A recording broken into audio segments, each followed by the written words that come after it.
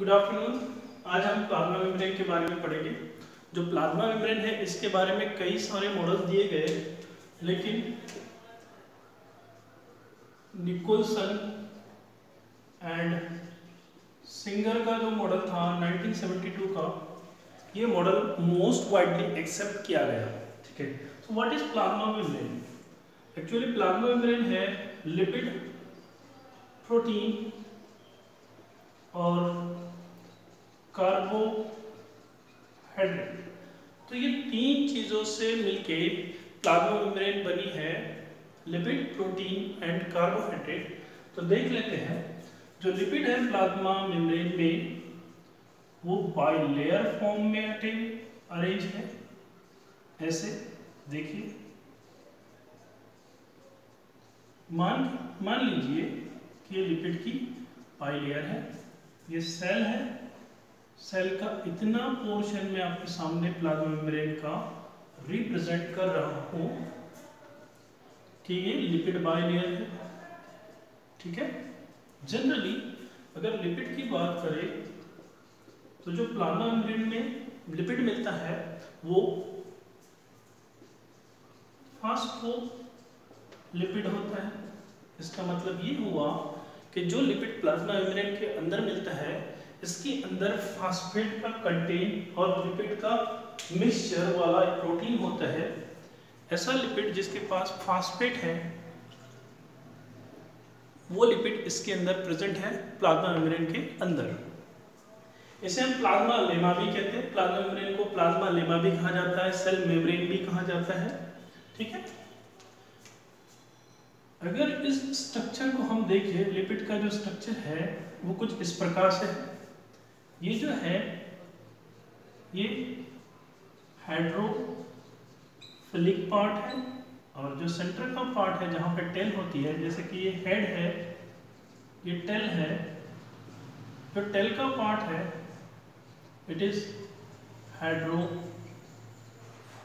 In nature.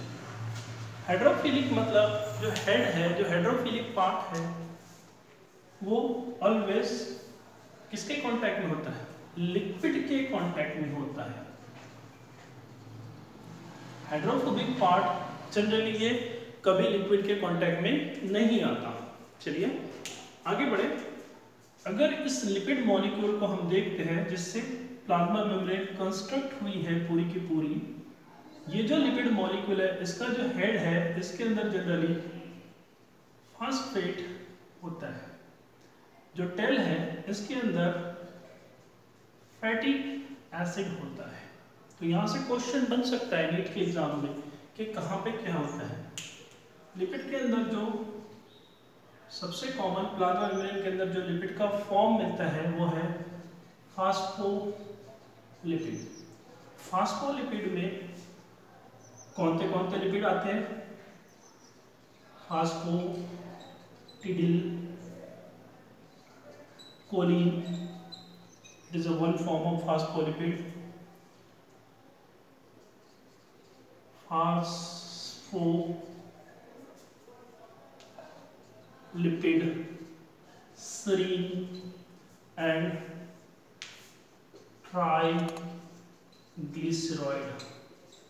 Triglyceride form. तो आप देखिए कि ये कई सारे फॉर्म है लिपिड के। Triglyceride, phosphatidyl choline, phosphatidyl serine. तो ये लिपिड के कई सारे फॉर्म हैं। Phosphatidyl serine, phosphatidyl choline and triglyceride. ये कई सारे फॉर्म हैं लिपिड के जो एक साथ कंबाइन होके ये लिपिड का मॉलिक्यूल बनाते हैं, जिसका हेड और टेल। और ये लिपिड के thousands of molecule come together arrange in bilayer and form a plasma membrane. Clear?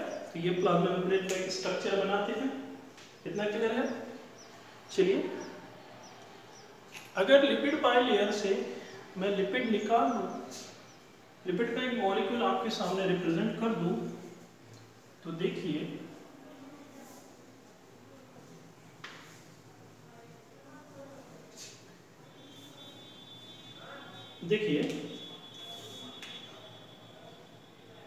इस प्रकार से जनरली जो हेड है ये फास्फेट एंड कोलिन कंटेन करता है। यूजुअली जनरली जो हेड है, जो लिपिड बाइलेयर में लिपिड का जो मॉलिक्यूल है, इसका जो हेड है ये फास्फेट और कोलिन कंटेन करता है। जो टेल वाला पार्ट है जिसके अंदर हाई अमाउंट में अनसैचुरेटेड फैटी एसिड मिलता है। तो अनसैचुरेटेड फैटी एसिड जो है, ये जो लिपिड बाइलेयर है इसके अंदर सबसे ज्यादा आपको क्या मिलेगा? फैटी एसिड मिलेगा। कौन सा फैटी एसिड मिलेगा? अनसैचुरेटेड फैटी एसिड मिलेगा। What is the role of this unsaturated fatty acid? तो ये जो अनसैचुरेटेड फैटी एसिड है इसको फ्लूइड के फॉर्म में मेंटेन करता है, एक लिक्विडिटी देता है।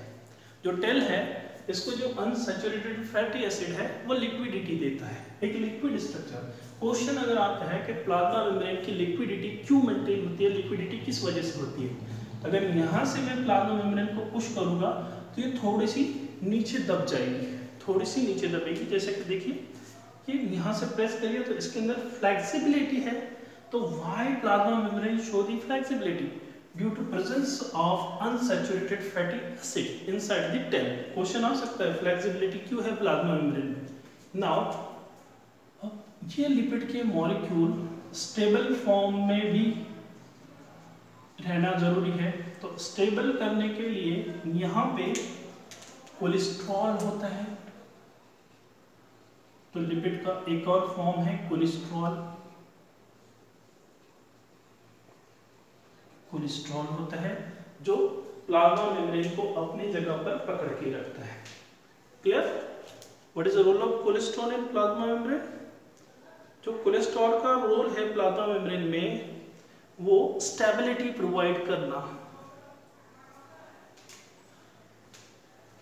एक और मॉलिक्यूल होता है हैपेनॉइड। ये हैपेनॉइड मॉलिक्यूल सेम कोलेस्ट्रॉल जैसा काम करता है, it's work like a cholesterol, लेकिन कहाँ पे? इन प्रोकैरियोट्स में। जो प्रोकैरियोट्स की मेम्ब्रेन है, जो सेल मेम्ब्रेन है उसमें ये काम करता है। देखिए जो प्रोकैरियोट्स की सेल मेम्ब्रेन है इसमें कभी भी कोलेस्ट्रॉल आपको नहीं मिलेगा। इसमें कोलेस्ट्रॉल जैसा एक मॉलिक्यूल मिलेगा जिसका नाम है हैपेनॉइड। हैपेनॉइड क्या करेगा? स्टेबिलिटी प्रोवाइड करेगा जैसे कोलेस्ट्रॉल कर रहा था। अच्छा, फ्लेक्सिबिलिटी कौन प्रोवाइड करेगा? Unsaturated fatty acid. Unsaturated fatty acid also a part of lipid. आप जब बायोमोलिक्यूल्स पढ़ते हैं तो आपको पता है कि lipid fatty acid triglyceride molecule, when fatty acid and glycerol come together they form of triglyceride. ये हमने लिपिड बायोमोलिक्यूल्स में पढ़ा है ना? तो सबसे ज्यादा जो कंटेन है बाइलेयर में के लिपिड के मॉलिक्यूल में वो है ट्राइग्लिसराइड लिपिड। सबसे ज्यादा आपको ट्राइग्लिसराइड लिपिड मिल जाएगा इसमें। Clear? Is this clear? Now it show the flip flop mechanism. Flip flop mechanism का मतलब क्या हुआ?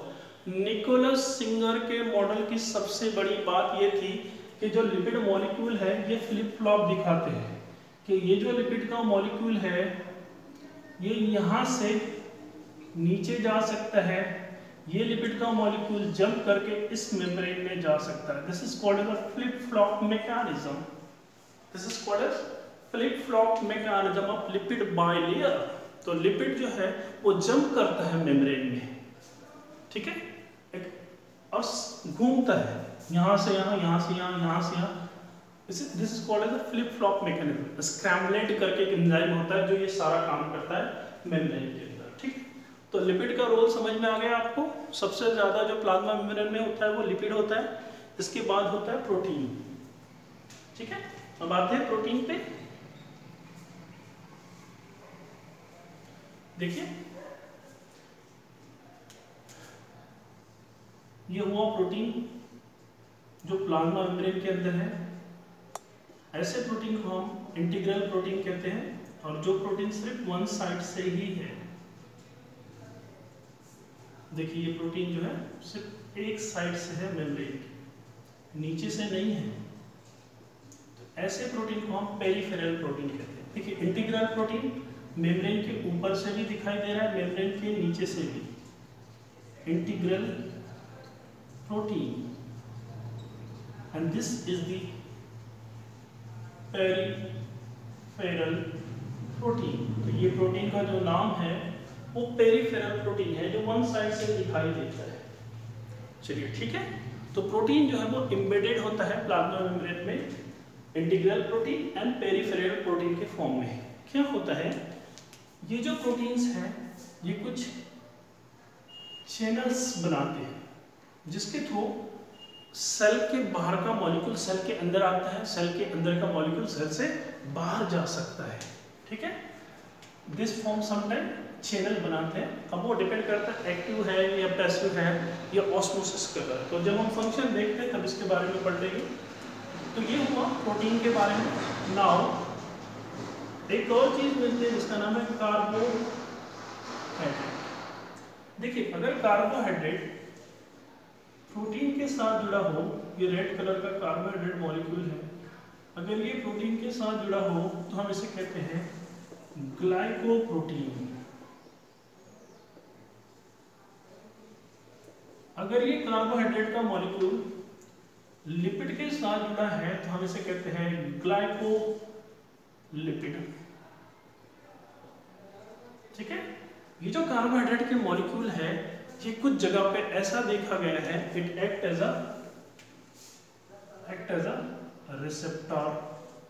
तो क्वेश्चन जो आता है जनरली नीट के एग्जाम में फ्लिप फ्लॉप से आ सकता है, लिपिड से ज्यादातर क्वेश्चन आ सकता है। ठीक है, clear? Is this clear? Okay, ठीक है। चलिए एक और प्रोटीन होता है स्पेक्टिन, उसके बारे में कभी कभी एग्जाम में पूछता है, इतना इंपॉर्टेंट नहीं है। स्पेक्टिन करके प्रोटीन होता है। देखिए ये एक सेल मेम्ब्रेन है, ये एक सेल मेम्ब्रेन है, दोनों सेल मेम्ब्रेन के बीच में एक प्रोटीन होता है जो प्लाज्मा मेम्ब्रेन से अटैच होता है जिसका नाम है स्पेक्टिन। ठीक है, spectrin is a extra cellular ECM, extra cellular matrix protein है जो दो मेम्ब्रेन के बीच में होता है, या मेम्ब्रेन को बाहर से अटैच होता है। This is called as spectrin. Now role of membrane, plasma membrane की क्या काम है? पहले तो ऑस्मोसिस करना। What is mean by osmosis? ये सेमी परमिएबल होती है। ये प्लाज्मा मेम्ब्रेन जो है वो सेमी परमिएबल है। मान लीजिए यहाँ पे कोई मॉलिक्यूल ज्यादा है और यहाँ पे मॉलिक्यूल कम है। ठीक है, ऐसी कंडीशन आ सकती है या उल्टी भी कंडीशन आ सकती है, अपराइट। तो ये सेल के अंदर का पार्ट है, मतलब साइटोप्लाज्म है। ये हो गई सेल मेम्ब्रेन। ठीक है, अब देखिए अगर यहाँ पे लिक्विड है, सिंपली वाटर, अगर वाटर होता है और यहाँ पे मॉलिक्यूल ज़्यादा है और यहाँ मॉलिक्यूल कम है, तो सिंपली वाटर जो है वो एंटर कर लेगा सेल के अंदर। This is called as osmosis. So exactly what is osmosis? एक बीकर ले लीजिए, बीच में प्लाज्मा मेम्ब्रेन लगा दीजिए, इधर कोई सोल्यूट डाल दीजिए, कोई भी सोल्यूट पकड़ लीजिए आप, कोई भी आयंस पकड़ लीजिए। यहाँ सोल्यूट कम है, यहाँ पे वाटर की लेवल इतनी है, यहाँ पे वाटर की लेवल इतनी है। ये ए साइड है, ये बी साइड है। बताइए वाटर किधर से किधर जाएगा? जनरली वाटर बी साइड से ए साइड की तरफ जाता है, सिर्फ water, only water. This is called as osmosis through the semi permeable membrane. तो this is semi permeable membrane. Cell membrane is semi permeable membrane, selectively permeable membrane. Now osmosis में सिर्फ water जाता है, लेकिन यहाँ पे सोल्यूट का concentration ज़्यादा है। ऑस्मोसिस में सोल्यूट जिधर ज़्यादा होता है उधर वाटर मूव करता है through the semi permeable membrane. Centre में सेमी परमेबल मेम्ब्रेन होनी चाहिए। तो यही तो पाथवे है जो जिससे प्लांट वाटर एब्जॉर्ब करता है। अपोप्लास्ट से पाथवे। पहला काम जो है सेल मेम्ब्रेन का ऑस्मोसिस करना। ठीक है, दूसरे काम पे आ जाते हैं। दूसरा जो काम है वो है ट्रांसपोर्ट। ट्रांसपोर्ट में दो है, active transport and passive transport. देखिए प्लाज्मा मेम्ब्रेन में अगर कोई मॉलिक्यूल प्लाज्मा मेम्ब्रेन से इजीली पास आउट हो जाता है, जैसे लिपिड नेचर का है, कोई वाटर मॉलिक्यूल है, गैसेस है जैसे CO2 है, O2 है, वाटर मॉलिक्यूल है, ये इजीली पास हो जाएंगे प्लाज्मा मेम्ब्रेन से विदाउट कंज्यूमिंग एनर्जी, बिना कोई एनर्जी खर्च किए। तो ऐसे प्रोसेस को हम पैसिव प्रोसेस कहते हैं। But in case of active process some proteins are there. Suppose this is the protein, channel protein, और ये मॉलिक्यूल इस प्रोटीन में यहाँ पे आ गया। देखिए ये प्रोटीन ऐसे खुला है, इस प्रकार से ऐसे ओपन है और मॉलिक्यूल सेंटर में आया है। अब देखिए बाय यूजिंग ATP ये चैनल जो है वो नीचे की तरफ खुल गया। देखिए ट्रांसपोर्टर प्रोटीन हम इसे कहते हैं। ये ट्रांसपोर्टर प्रोटीन नीचे की तरफ खुल गया। बताइए कि ये जो मॉलिक्यूल यहाँ पे था अब ये कहाँ आ गया, सेल के अंदर बाय यूजिंग ATP। ठीक है, ATP को ADP में कन्वर्ट कर देगा ये protein. This is one method passive transport का। दूसरा क्या होता है कि जो प्रोटीन है, देखिए एक चैनल जैसा स्ट्रक्चर बना रहा है प्लाज्मा मेम्ब्रेन में, एक चैनल जैसा जिसे हम पंप कहते हैं। Example sodium potassium ATPase. This is sodium potassium ATPase. एक पंप होता है प्लाज्मा मेम्ब्रेन के ऊपर। ये पंप क्या करता है, सोडियम अंदर लेता है 3 सोडियम और 2 पोटेशियम बाहर देता है, बाहर फेंकता है बाय यूजिंग ATP। ठीक है, तो पंप कर रहा है, सोडियम को अंदर पंप कर रहा है, पोटेशियम बाहर पंप कर रहा है। अच्छा ये ऐसा क्यों कर रहा है, एक तो सेल के अंदर चार्ज मेंटेन करने के लिए, ये तो टॉपिक नहीं था हमारा फिर भी बता रहा हूँ, सेल के अंदर चार्ज मेंटेन करने के लिए ये जो पंप है, मेरा कहने का मतलब ये है कि जो एक्टिव ट्रांसपोर्ट है ये थ्रू दी पंप के थ्रू भी हो सकता है। पंप में क्या होता है कि एक प्रोटीन जो है वो पंप करता है कुछ मॉलिक्यूल सेल के अंदर और कुछ बाहर पंप करता है। जैसे सेल को सोडियम की जरूरत थी, उसने सोडियम बाहर से ले लिया। ये साइटोप्लाज्म है, ये ECM है, एक्स्ट्रा सेलुलर मैट्रिक्स, सेल के बाहर। तो साइटोप्लाज्म में इसने सोडियम पंप किया बाय यूजिंग एनर्जी, ATP का यूज करके। क्लियर? तो this is active passive transport method. Then phagocytosis. Cell membrane phagocytosis करती है। कैसे फाइगोसाइटोसिस करती है, देखिए ये सेल मेम्ब्रेन हुई, ये मॉलिक्यूल यहाँ पे है, ये धीरे धीरे सेल मेम्ब्रेन क्या कर रही है, इस मॉलिक्यूल को अपने अंदर ले रही। ठीक है, साइटोप्लाज्म में। This is cell membrane. तो सेल मेम्ब्रेन क्या कर रही है, सेल के अंदर ले रही है किसको,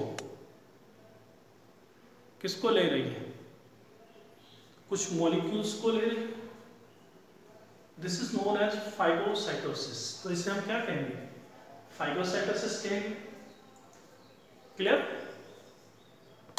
क्लियर है phagocytosis? Okay, I am sorry थोड़ा कैमरा हिल गया था। फाइगोसाइटोसिस इस प्रकार से करती है, कोई हार्मोन है, विटामिन्स है, कोई प्रोटीन को अगर सेल के अंदर सेल को लेने हैं तो इस प्रकार से फाइगोसाइटोसिस करती है। Exocytosis, this is endocytosis, cell के अंदर लेना, दिस इज इंडोसाइटोसिस। एक्सोसाइटोसिस में क्या करेगा, इसका अपोजिट कि ये एक्सोसाइटोसिस में क्या होगा, कोई मॉलिक्यूल होगा वो सेल मेम्ब्रेन के पास आएगा, फिर सेल मेम्ब्रेन इसे धीरे धीरे बाहर कर देगी, out of this cell. This is called as exocytosis. Now clear? Now clear? This is all about the function of plasma membrane. तो ये सारे फंक्शन है प्लाज्मा मेम्ब्रेन के, प्रोटेक्शन, मैकेनिकल सपोर्ट, ऐसे भी कुछ फंक्शन होते हैं। चलिए, थैंक यू।